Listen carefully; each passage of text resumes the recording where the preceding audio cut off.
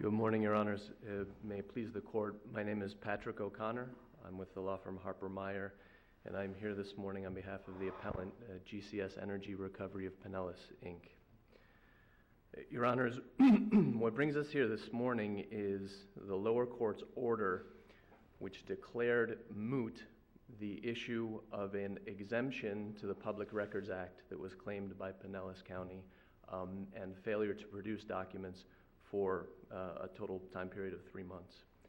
If I can begin with a brief chronology for you, GCS requested documents of the county under the Public Records Act on July 22nd of 2014. The county replied claiming exemption on a specific portion of those records on August 7th. After repeated requests for reconsideration of that position, GCS was forced to file the lawsuit below in order to gain access to those records, and we did so about a month later on September 2nd. Now, part of the lawsuit was a petition for writ of mandamus. Under the Public Records Act, the court is required to set an immediate hearing on that issue. The court did so. They set it for October 20th of 2014. And lo and behold, 4 days before the hearing, the county turned over the documents that they had previously claimed were exempt. They turned over those documents again 4 days before the hearing, 3 months after the initial request had been made. The hearing went forward before Judge Campbell in the court below, and GCS argued that the exemption that had been claimed by the county was improper. Now, the exemption that the county claimed was Florida Statutes 119.071, sub 1, sub B, sub 2, which provides for an exemption as to sealed bids, proposals, and replies received by an agency pursuant to a competitive solicitation process. GCS realized immediately upon receiving the documents that in fact they were not sealed bids, proposals, or replies, and in fact in certain instances they were not documents that were received by the county, but in fact were generated by the county. And so it's our firm belief that the exemption that was claimed did not apply. Unfortunately, the court never made a determination as to the claimed exemption. The court declared that the county, having finally produced all the documents that had been requested, the issue was moot. And so the court did not consider whether the exemption was proper or was improper. The court also failed to consider our request for attorney's fees, which are required for unlawful withholding of documents under the Public Records Act. On the fee question, yes, Your Honor. The judge would have to conclude that it's your lawsuit that prompted the release of the documents, correct? I don't know that under the case law it's quite that specific. It seems to me that the case law reads that where there is an unlawful refusal to provide records, attorney's fees apply. In fact, and the reason I asked the question is, maybe your friend on the other side will tell us, but were the documents released because of your lawsuit, or were the documents released because the bidding and contracting process had come to an end? Mm-hmm. In the county's view, yes. Now there's no restriction on releasing these documents. It's a fair point, Judge Lewis, and I'm glad that you brought it up. As a matter of fact, under the statute, under the claimed exemption, it not only specifies what documents are exempt, but it also provides the time at which those documents had to be released. So it says sealed bids, proposals, or replies received by an agency pursuant to competitive solicitation are exempt until such time as the agency provides a notice of an intended decision, or until 30 days after opening the bids, proposals, or final replies, whichever is earlier. Now, although the lower court did not examine the documents that had been provided, and of course we wish that Judge Campbell would have, those documents all date from July 18th or prior. And so based on the 30-day time limitation that's provided in the statute, they were certainly seen and opened by the county July 18th or earlier. The county would have had to provide those documents to us on August 18th. And of course it did not. It waited. Is that date, July 18th, in our record anywhere? I don't believe so, because it is only contained in the documents that were finally produced. And again, Okay, the judge below did not examine those. Let me ask you a question about what troubles me about this case. At this hearing, it seems like there were basically two issues. One issue was whether or not some of the documents that had been withheld were or were not subject to the claimed exemption. And then the other issue was, even if the exemption was determined to apply, were the documents produced in a timely way. And at this hearing, there was no testimony presented from anyone. The documents themselves were not introduced into evidence, or none of them were introduced into evidence. There was really no documentary evidence presented. It's really just lawyers arguing back and forth about their understanding of the pertinent facts and the pertinent law. So absent anything in the record in terms of evidence on the two critical issues, how are we now supposed to say that Judge Campbell committed some kind of reversible error? A fair question to Judge Wallace. And obviously, you cannot make a finding on facts that were not included in the record below, and I don't think that's what we're asking here. What we're asking is for the court to reverse and remand so that Judge Campbell can at least consider this issue, can at least consider the documents and make a determination as to whether the exemption claimed was proper or was improper, and of course the attendant issue of attorney's fees. We feel that we were somewhat blindsided in this case. If you remember, we had never seen these documents. They were produced to us 4 days before we went to hearing, and so while we didn't really have an opportunity to present them to the court. We had already filed our petition for writ of mandamus. We had already filed our complaint, and we believed that that's what the court was going to rule on when we went to hearing. Instead, the court took up the issue of the motion to dismiss, which was not set for hearing but had been filed by the county, and it was on that basis, on the basis of the motion to dismiss, that she declared this issue moot, and so the proceeding ended at that point. You know,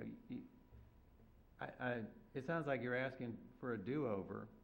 I mean, didn't you not have an opportunity to put on evidence, to put the documents into evidence at this hearing, or was there any kind of a request for a continuance or an opportunity to present this kind of evidence at a later hearing?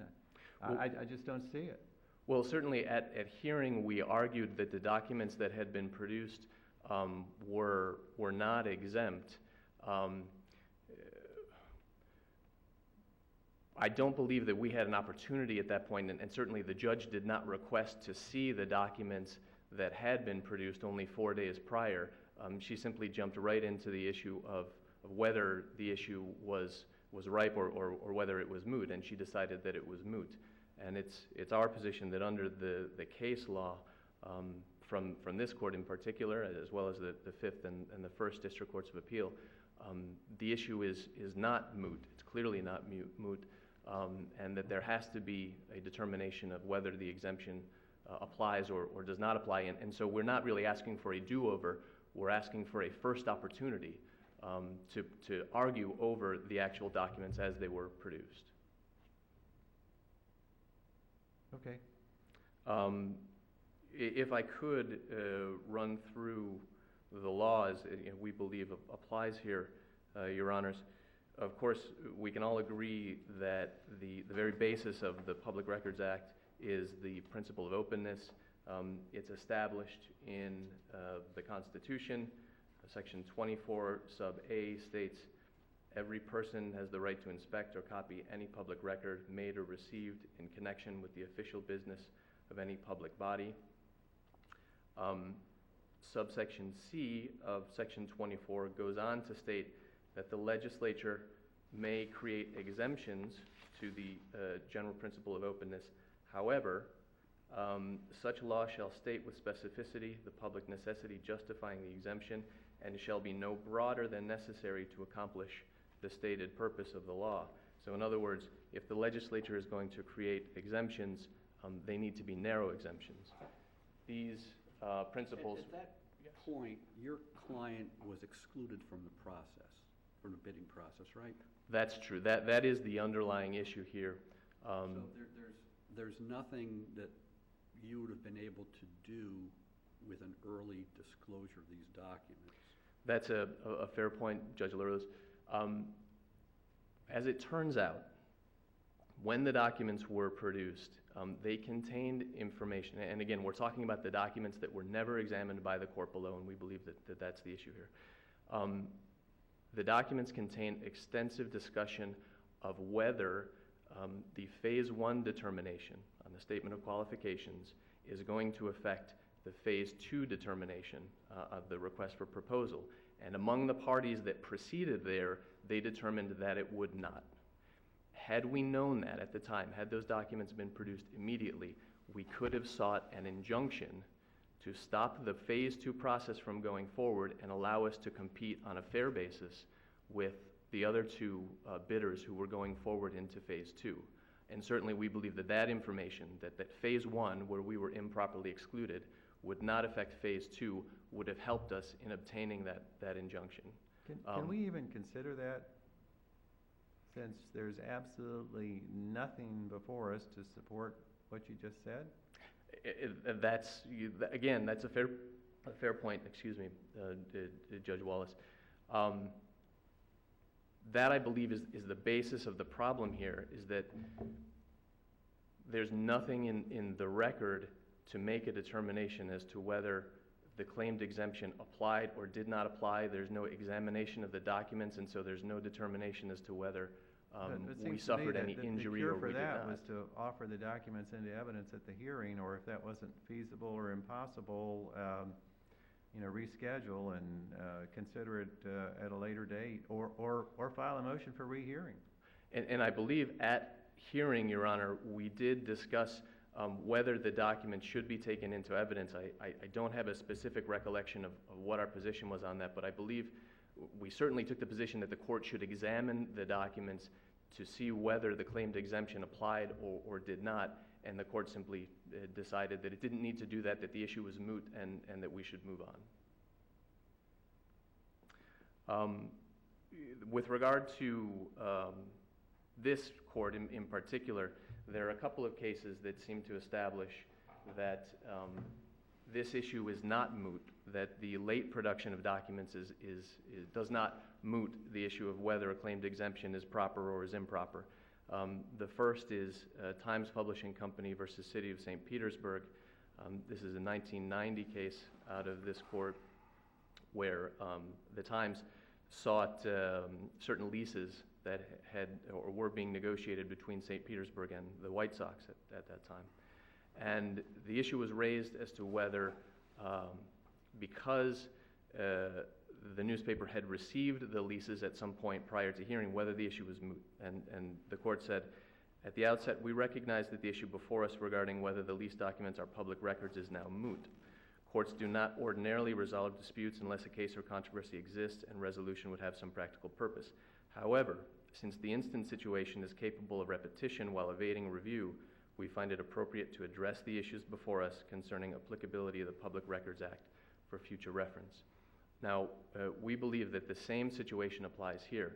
Very simply stated, if this court does not require the lower court to consider the issue of exemption, nothing prevents the county from taking this exact same position in every Public Records Act to come.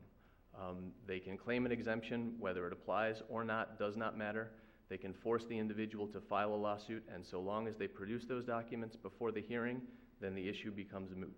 I don't think that that can possibly be consistent with the purpose of the Public Records Act or the prior holdings of this court. But that gets back to my earlier concern about what prompted the disclosure. Mm-hmm. And it seems to me, if the county is right that they were exempted, what prompted the final disclosure was the fact that the bidding and contracting process had ended. Doesn't that make it different from Times' case? But remember that the county had to produce these documents either when they were opened, when a determination had been made on the competitive solicitation, or when they were opened, the earlier. And they were opened again back in July 18th. They were never produced by the county. They should have been produced by the county at August 18th. The county waited another 6 weeks. So I don't think the county can really take the position now that it was the competitive solicitation process or that it acted properly under the exemption that it has claimed. I also wanted to point out, and this is the last case that I'll point out, Your Honors, State Attorney versus Gonzalez, which is a 2007 case out of this court where a former criminal defendant sought documents related to his prior case. This court specifically recognized that the 5th District has held production of records after a lawsuit is filed does not render moot the public records law violations, particularly for determination of an entitlement to attorney's fees. The court went on to state that there are actually 2 situations in which attorney's fees can be awarded, should be awarded.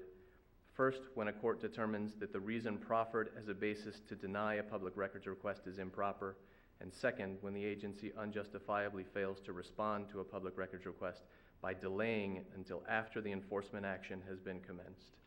We believe that both grounds actually apply in this instance, and once again, we're simply asking for procedural fairness here. We would like Judge Campbell to address the issue, nothing more. We're not asking for any findings of fact from this court. Thank you, Your Honors. I'd reserve 5 minutes if I may. No, you're way past 5 minutes. I'm sorry, Your Honor? You passed 5 minutes a long time ago, and you Do I have any? Reserve. You're at 17, basically. You have a little bit more than 3 minutes left. Okay. Thank you.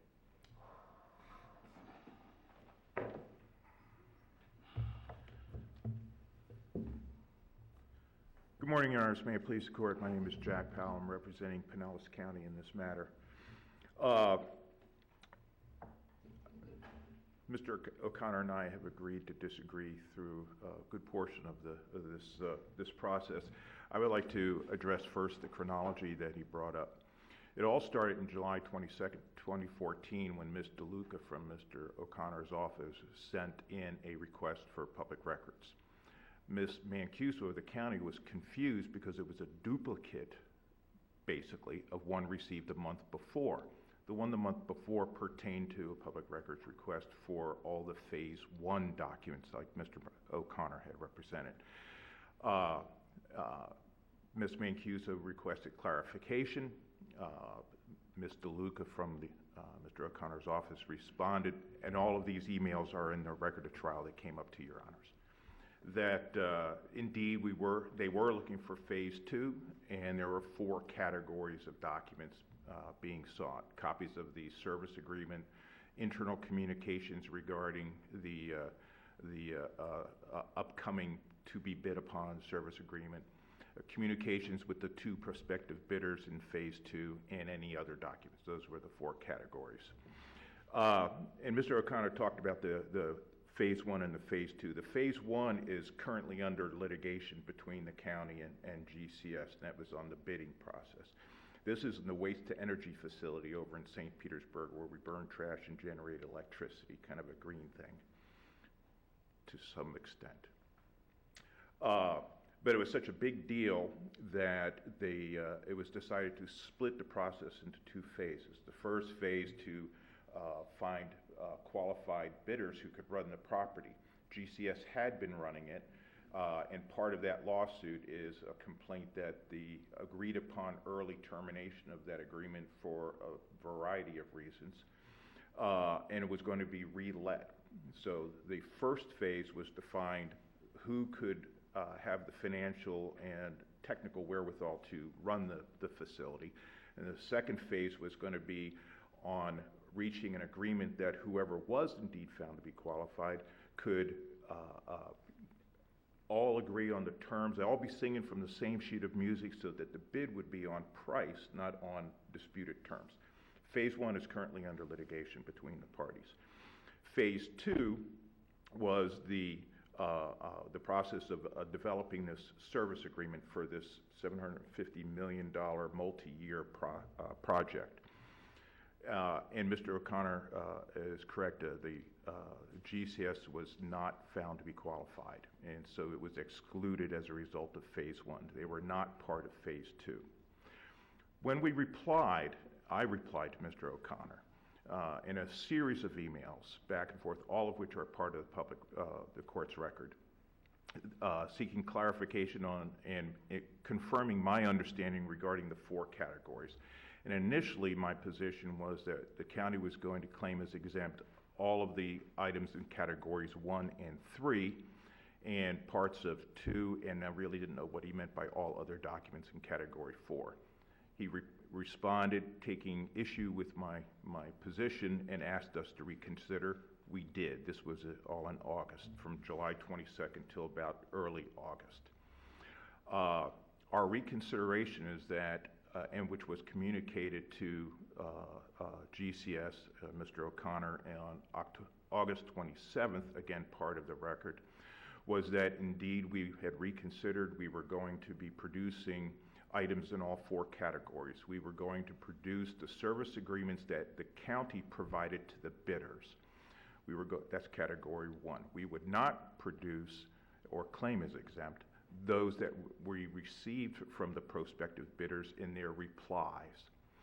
We would include and provide all internal communications, category 2.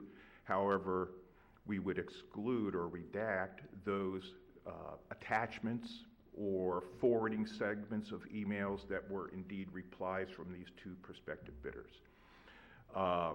With regard to category 3 communications with the bidders, we would provide ours, but we would not provide the replies from the bidders. And anything else we could think of, like charts and plans and stuff like that, that would fall into category 4. That was all communicated to GCS on August 27th, that we had numerous volumes of materials and that we would send them, that would cost for these several CDs, and additionally we were going to have some more thumb drives of materials. There's going to be about $586 and change. That was August 27th. The lawsuit was filed on September 2nd, the day after the Labor Day weekend. My letter went out the Friday before. September 5th, the county acknowledged in a letter, again a piece of the record is before your honors, that the check had been received, and not only were we sending out those materials that I referenced in the August 27th letter, but attached included were the 3 CDs and a USB thumb drive, and that additional materials were still being gathered. And in fact, it was about another 3 or 4 CDs worth for about $70, I believe, was the cost for the reproduction of that. I brought up that chronology only to show that a lot of the cases that GCS has cited are about having to file lawsuits to force compliance with public records requests. What I wanted to show you in my argument here today is that there was a communication back and forth, all of which are part of your record, and that there was compliance with production of documents, and that the claimed exemption was for a very small segment of those documents, that being the replies. And can I interrupt you a moment? Yes, Mr. Judge. Paul. 119071, sealed bids, proposals, or replies. Yes, sir. Are exempted. So you view replies from those 2 companies, that is the word that gives you the exemption? Yes, Your Honor, Okay. in short. Because the rules of construction, it's not sealed bids, sealed proposals, or sealed replies. I took the sealed bids to be constructed to be sealed to described bids. bids as opposed to proposals and replies. And as part of the competitive solicitation process, we didn't necessarily want one prospective bidder to know what the other prospective bidder was doing. Our purpose was to come up with one service agreement where all parties, or the two bidders, knew exactly what they were getting into, and so that they could both bid, and the county could take this humongous project and determine which was the better bid based on price only. It would be the only differences. Everybody would know what the scope of work was, everyone would know what the terms and quality controls, you name it, everything was going to be agreed upon ahead of time, so it was only the dollar amount that the county would have to fret with. On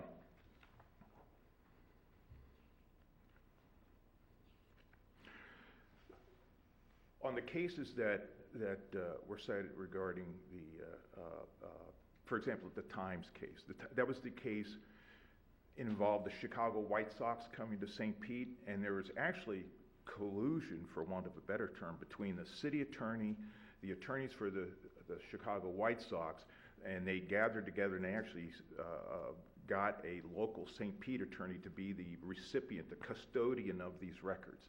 And the city attorney was the author of a memo that was drafted and provided that said, okay, all you city council members, y'all can go over to this lawyer's office and you can look at the proposed lease with the Chicago White Sox, and you can take your own personal notes, but you ain't going to be getting copies and you're not going to be able to take them out. And there was a concerted effort by the parties to thwart the public records law. That's not the case before us today here in our case. And in the Gonzalez case, that's against the State Attorney's Office of the 13th Judicial Circuit. That was kind of a comedy of errors, to be frank. Mr. Gonzalez wanted attorney's fees for his public records request, and he wanted his entire case record because, unfortunately for him, his name got on a sex offender website in error, and there were events leading up to his demand for his blood sample for DNA purposes. 90 days passed without effect. That's not the case in our GCS case versus Pinellas County. There was communications and back and forth. Well, let me ask you this, Mr. Yes, Pollard. Judge. If you agree that there was an issue about whether some of these documents were exempt and produced timely, how could Judge Campbell just say all of this was moot without hearing one word of testimony or looking at any of the documents were claimed to be exempt? I mean, is that the proper way to proceed? Is that appropriate? I wasn't there. I was getting married, but I read the transcript. Picking up what Judge LaRose asked before I get to the point, Judge Wallace, is that those documents that were claimed as exempt and were turned over because the county determined that as a result of the staff coming to the conclusion that the recommendation going up to the board at a public hearing was going to be one of the two prospective bidders, that the earlier of those two occasions for the release of the claimed exemption had occurred. So that's what prompted the turning over of the remainder of the documents on October 16th.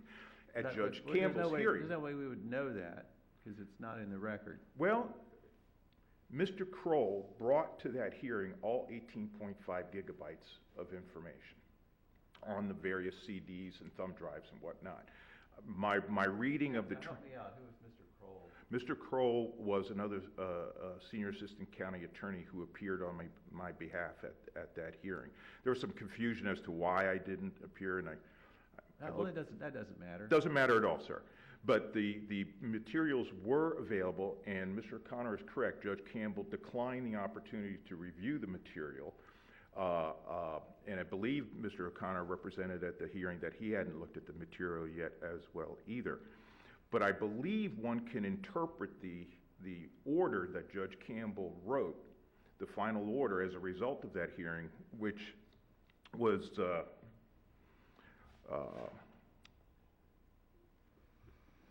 shown in the record of trial at pages 39 and 40.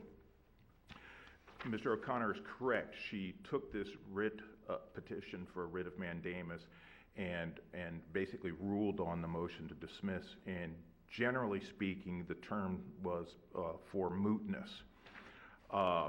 But I also noted in Judge Campbell's order that she determined that the time that it took the county to respond was reasonable, that it denied the request for attorney's fees, but, bless you, Your Honor, but also that the action, that the part that runs from page 39 to page 40 of the record on appeal, is that the actions of the county under the circumstances were reasonable. Now, given the presumption that in a DEC action, which part and parcel this was, that the lower court is presumed correct. Well, Yes, the sir. finding that the county acted reasonably, and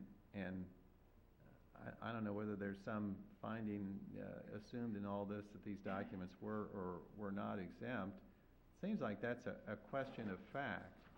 And in order for a court to rule on a question of fact, there's got to be evidence presented.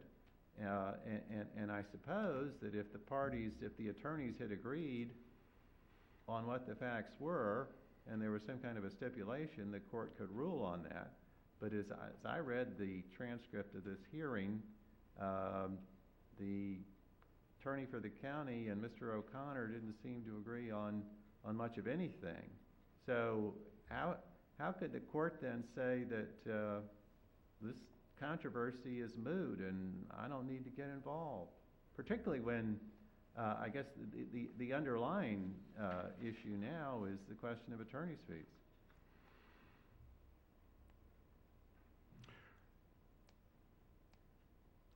Well, there's precedent in a broader case. I don't believe I cited it in my brief. Mayo versus Sugarcane Growers Cooperative, an unpublished disposition by the Florida Supreme Court in 2011, and I'd be happy to provide that to your honors.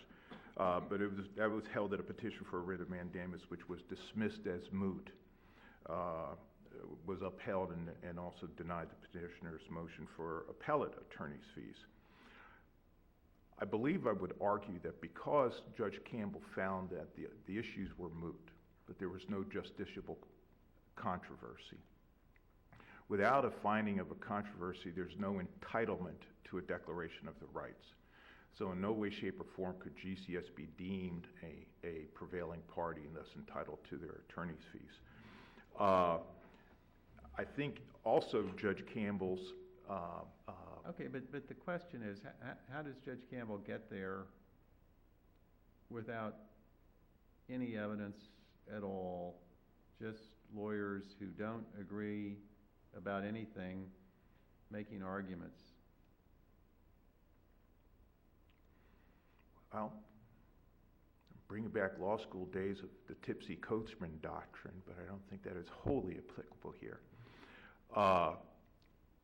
I think Judge Campbell could rule based on the representations, in essence, proffers by counsel who were present. The evidence was available. I mean, it had been produced. The opportunity to review it, I believe that's why Mr. Kroll brought the media, because it came, it's not just documents, it was all CDs, it was all electronic, so that it could have been viewed in camera. Judge Campbell decided that wasn't necessary. In light of the representations and the assertions or allegations made in the briefs, the motions, and the oral argument, that it was not as cut and dried as Mr. O'Connor made out today and back then in October, that a lawsuit had to be filed in order to compel the county to produce the documents. Now, the county produced a whole bunch of documents without the necessity of a lawsuit. Those, I won't say few because there were, Lord knows, a lot of documents that were deemed as exempt because of the ongoing solicitation process. If you review the record of trial, my correspondence of August 27th and September 5th, which are part of the record, also indicate that we were providing some documents that we claimed as exempt under that competitive solicitation process, but which disclosure would not disrupt the ongoing process. We revealed, we provided. So there was only those replies back that we were standing on as exempt. Those are the only ones that really Judge Campbell would have had to have reviewed. The bid didn't come out, or at least the decision to recommend the bid didn't come out until October, which was prompted the releasing of those exempt documents.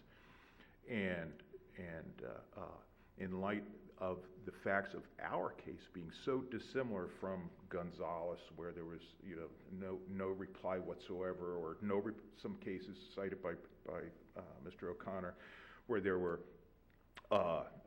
such as Weeks versus Goldman, the replies were not with particularity and didn't cite the statute under which the exemption was claimed. That wasn't present in our case. We replied. There was frequent communications. There was particularity with respect to the claimed exemptions. The statutory citations were included. There was a disagreement, no getting around that.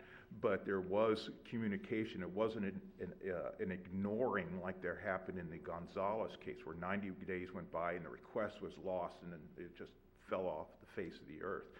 That wasn't the case in our part.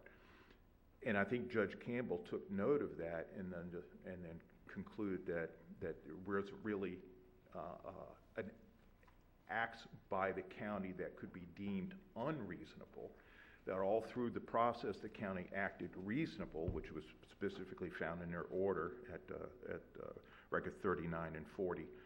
And thus, I don't think she found it necessary to have that evidence, Judge Wallace, to reach that conclusion, that there was some unreasonable or unlawful withholding or some evasiveness on the part of the county, that it seemed to be quite the opposite, that it was done reasonably.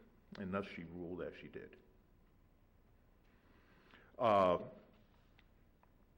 With regard to the issue of attorney's fees, I agree with Mr. O'Connor. Judge Campbell decided not to award them. I'm simply noting in the cases that I mentioned in my brief that attorney's fees and derogation of common law, those statutes must be strictly construed. In the Mazur case, the trial court found that a case was moot and that thus there was no controversy, and with there being no controversy and there being mootness, and there's no decision relative to the merits of the case, there's no prevailing party, so to speak, and thus GCS should not be entitled to attorney's fees either for the amounts below or for this appeal today. Thank you, Your Honor. Appreciate it.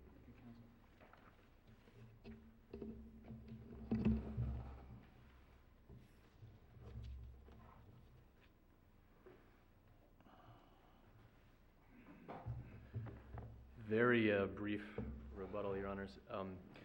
Judge Wallace, you raised an issue that bothered me, and so while Mr. Powell was speaking, I went back to try to figure out exactly why we wouldn't have produced those documents to the judge at hearing. And while I agree with Mr. Powell that the offer was made by one or both sides at that time, I believe what was in our mind was the fact that under applicable case law, it's very clear that the burden of proving up a claimed exemption is on the governmental entity, in this case on the county. And in our initial brief, we've cited two cases for that proposition. The first is Lightborn, which I've already quoted to you from the Florida Supreme Court. And the second is a case out of this court, very recent case from 2014, Barfield versus School Board of Manatee County, which held that the governmental entity claiming the benefit of an exemption bears the burden of proving its entitlement to the exemption. So it was certainly our view at that time that it was the county's burden, that they should have introduced the documents and that they should have proven up the exemption that they had claimed to us over the course of the preceding 3 months. I'd also like to point out that Mr. Powell's, with all due respect, Mr. Powell's interpretation of the exemption created by the Public Record Act doesn't make sense when read in context.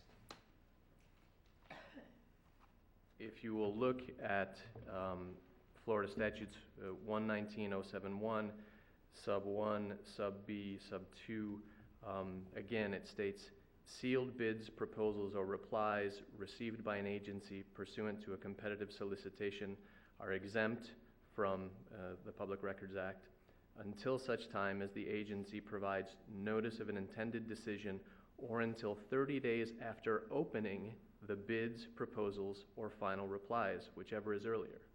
Now, if sealed did not apply also to proposals and replies, why would the legislature have referenced the opening of bids, proposals, or final replies at the end of that particular statutory provision? Read in context, I think it's clear that the legislature is talking about sealed bids, sealed proposals, or sealed replies pursuant to a competitive solicitation process. Your Honors, our concern here is that the county seeks to do an end run around the general principle of openness that's embodied in the Public Records Act.